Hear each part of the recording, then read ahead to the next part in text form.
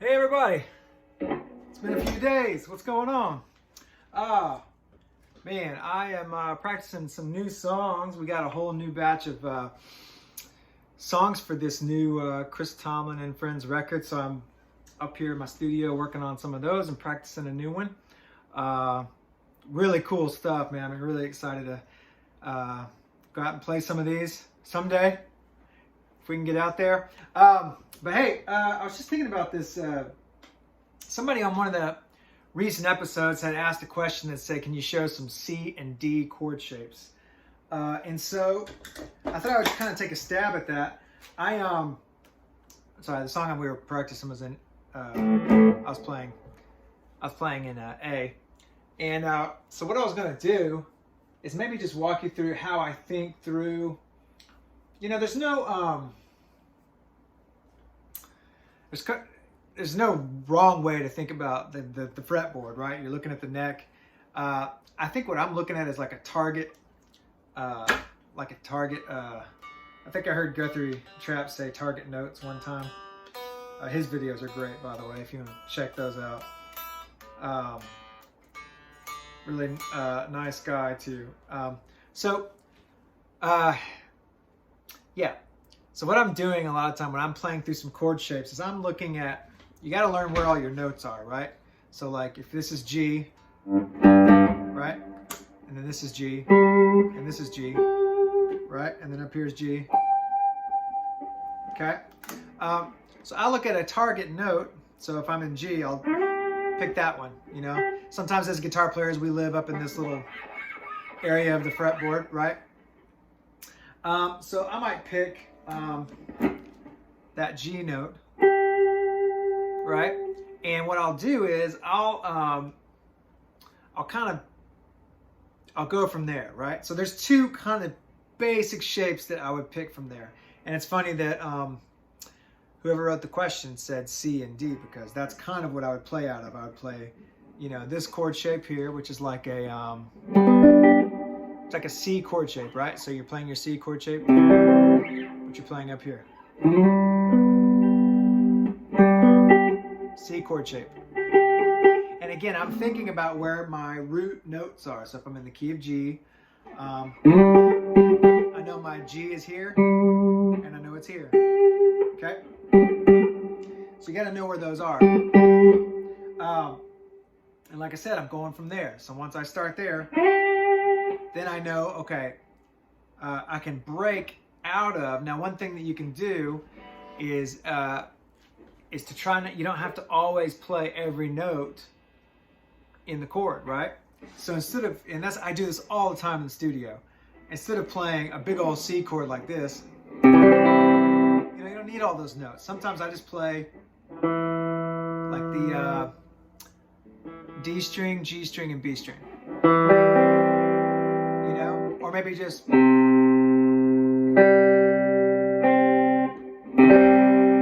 notes. I'm muting this one. Or like I showed you. So up here, same thing. So one way to think about that, if this is confusing, is you could imagine putting a capo on, like fret 7, and if you were to play, this will be out of tune probably, fret 7, and you play a C chord, that's really a G chord, right? So then if that helps you, you could put a capo on and you could figure out where all your chord shapes are. So like you could go, there's your 1 chord, 4 chord would be, so just,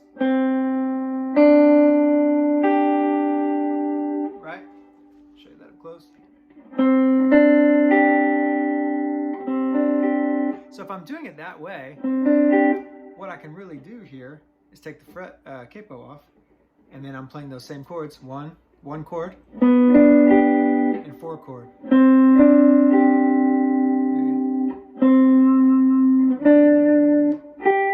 Okay? So you've got, and then if you're capoed up, the 5 chord is, now again, it's hard to talk about this without talking about the chords you're playing. So that's why the number system helps us. If you guys would like a little tutorial on the number system, you could probably find a million videos out there, but I'd be happy to do kind of a basic breakdown of what we mean when we talk about numbers, if that helps. But like, okay, so there's the C, F, G, right? A minor. So you can do all that right here.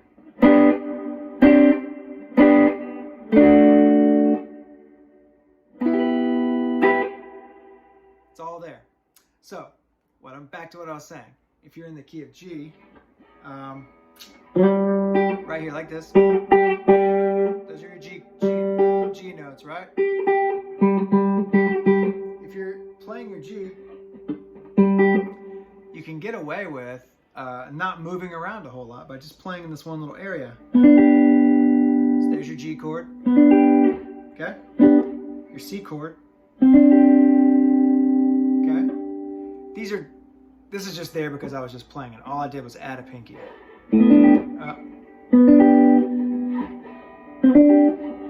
So you got, okay, so you got 1, 4, 5, minor, okay, 6 minor, which is this chord, right? It's E minor, but you don't have to play it that way. You could just play a few notes. So those are all C shapes, right? If you're imagining this is your C chord up here, and then your F chord would be like this, and then your G chord would be like this if you had a capo on, you know, but you're just playing, maybe. And then your E minor.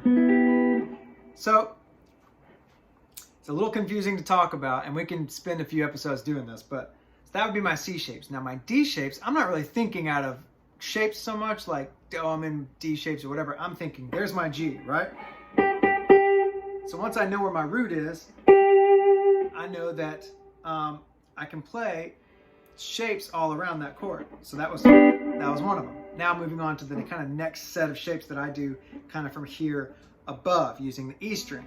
So those are the ones below, so they were lower than the B string by using, right?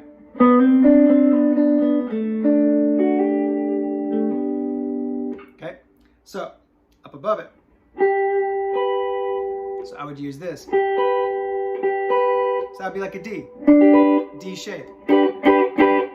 So that works if you're in the key of G. You can play that shape, which is just a straight D. I almost never played exactly like that. I would either play just these two notes a lot. Just checking my tuning here. I would play like just those two notes maybe. And then the 4 chord would be simple as that, 2 notes. And then the 5 chord would be, there's a couple of ways you could get there. You could either hop up. So there's your G, you're just hopping up 2 frets, right? So G, C, D. And then back to your minor. You can play the exact same thing you played for G. If you're using 2-note chords, so like, or let's use a progression, 6, 4, 1, 5, something we use a lot. You could go.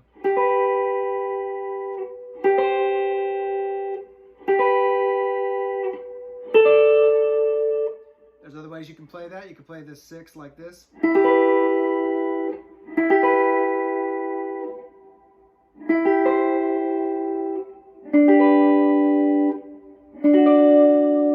Which sounds real simple, but if you're adding some delays and stuff, maybe some verb,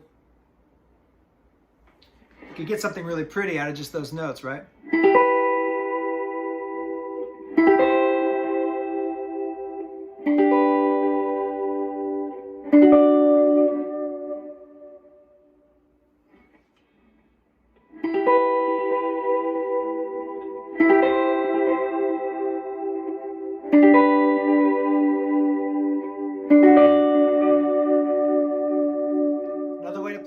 5 is like, it's a D chord.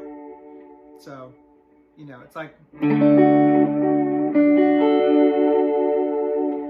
so, back to where we started. You know where your G is, right? If you know where that G is, then you know that you've got these chords in the C shape right here next to it. Okay? Then you've got the ones above it. And if you're in G, you can use this ringing string, the G, and you can play your chords like.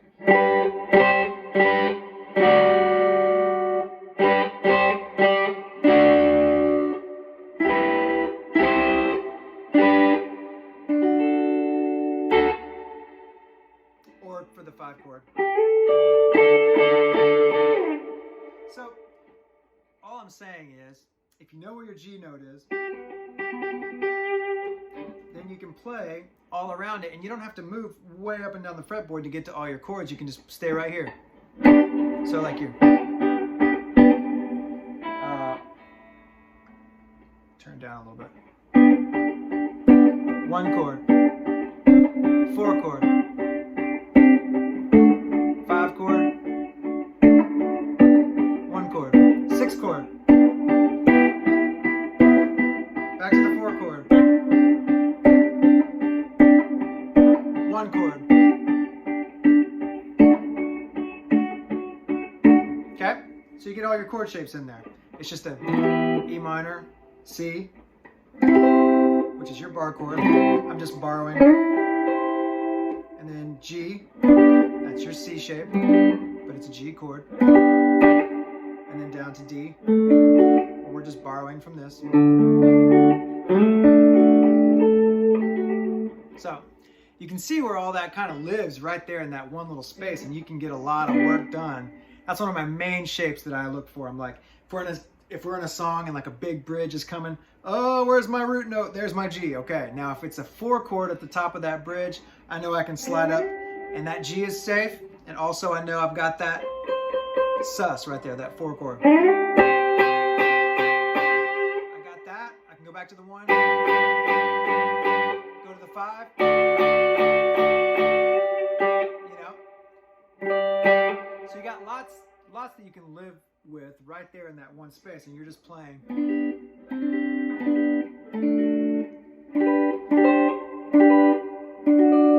Okay, all in this one little spot. Just, you know, I'm using 4 strings, not even using the lowest strings. So let me know what you think about that, if that helps you guys at all.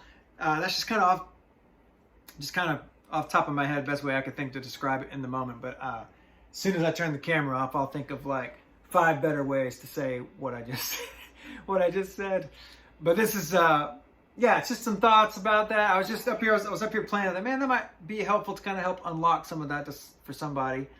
And you know, the same is true. You just find a G note anywhere on the guitar or whatever your root note is, and you can do all that same stuff anywhere on the fretboard.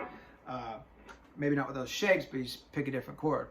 And I can show you how to do that more. So if you got questions about that below, maybe say, oh, I forget what you meant, you didn't mention this, or I'd like a better explanation about this or that. But yeah, I know we've been doing a lot of gear stuff and studio tutorials and stuff, but I thought that might be cool to kind of break open a few fretboard things for you guys, if that's helpful. So let me know. It's really fun to have conversations with you guys on here, and we'll do some more question and answer soon probably, and hopefully some song tutorials. I'm trying to think through what to do on those, which songs to do. There's a lot of them to get to that I thought would be fun, but I was busy up here working on recording a couple things up here lately, so just haven't gotten around to it. But man, you guys are awesome. Thanks so much for watching, and yeah, let me know below if this is helpful or if you've got other thoughts or questions. You guys are awesome. We'll talk to you soon.